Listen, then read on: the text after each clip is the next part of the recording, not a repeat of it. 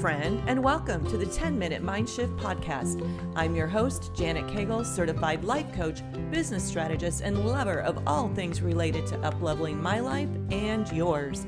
My goal is to help you experience a mind shift that gets you one step closer to your goals, whatever they are.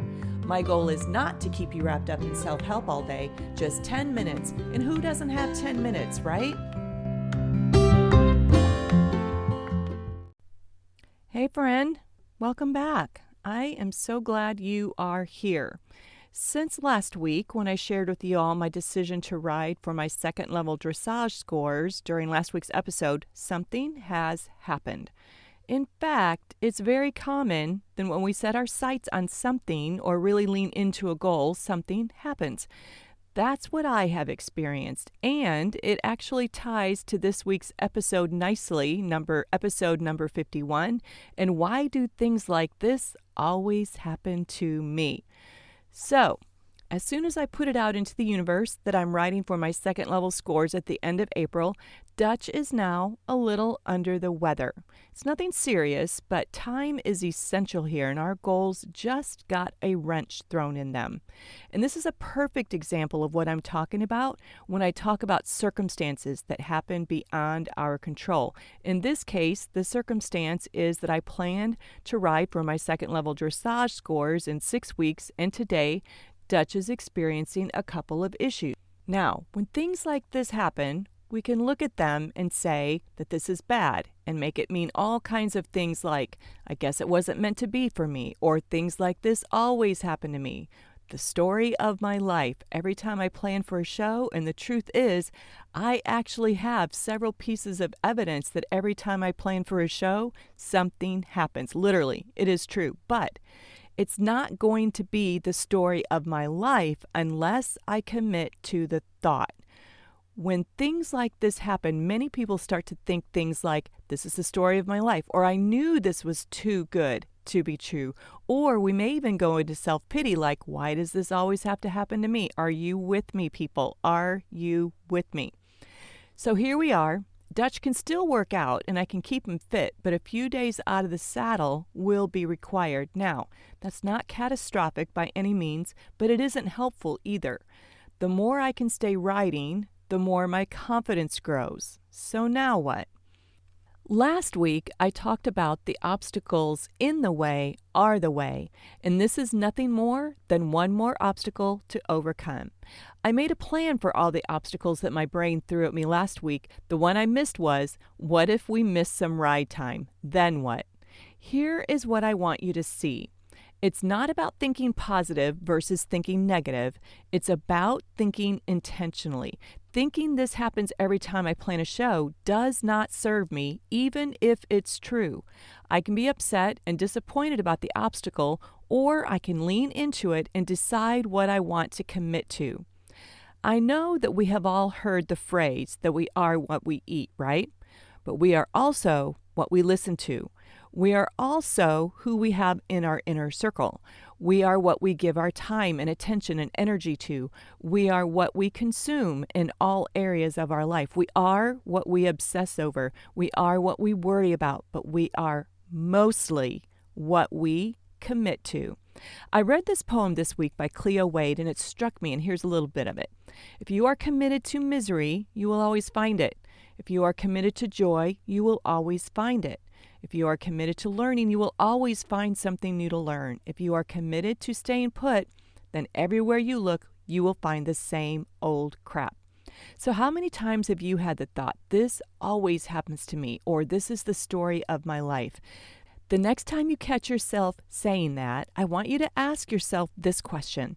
What have I been committed to? And you will find the answer.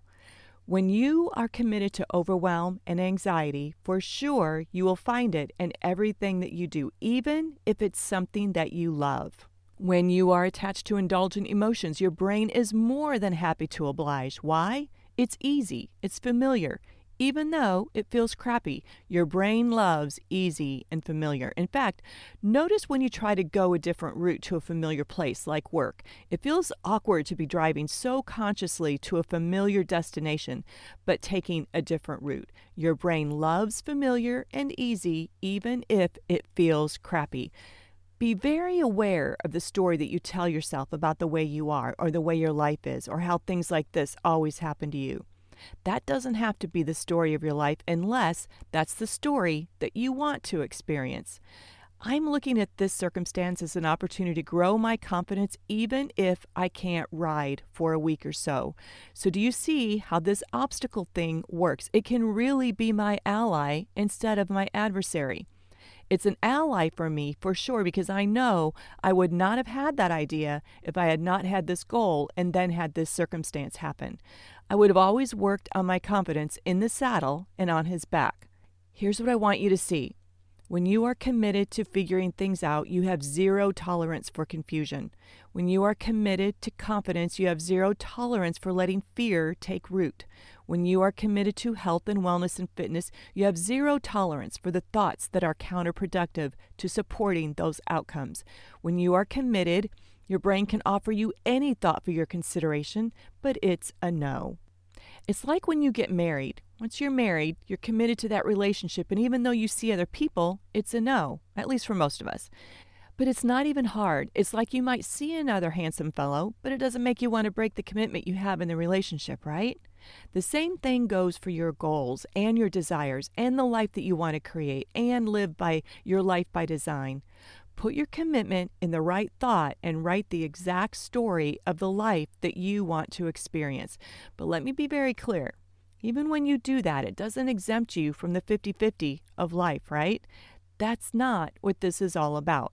What I want to show you is that when life throws you a curve, it doesn't mean anything about you or your goal or your ability to create the result. It is an opportunity to exercise your life designer muscle and find your way around the obstacle. It's an opportunity to learn a new way of approaching something that you didn't think of before. That's it. That's all it is. So I ask you, what are you committed to exactly? Confusion and indecision, or curiosity? Self-pity and self-doubt, or self-love and self-respect? Overwhelm and anxiety, or ease and flow and confidence? Whatever the story of your life, it can be tied to the story that you have committed to. But you can also change that story in the next minute, in the next second. And all you have to do in order to see a difference is to decide what you want to commit to right now. Somehow, some way, you will find what you're looking for.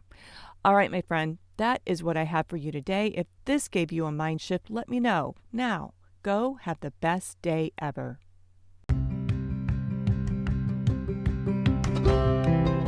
That's a wrap of the 10-Minute Mind Shift podcast. I hope that you were able to experience your own mind shift today.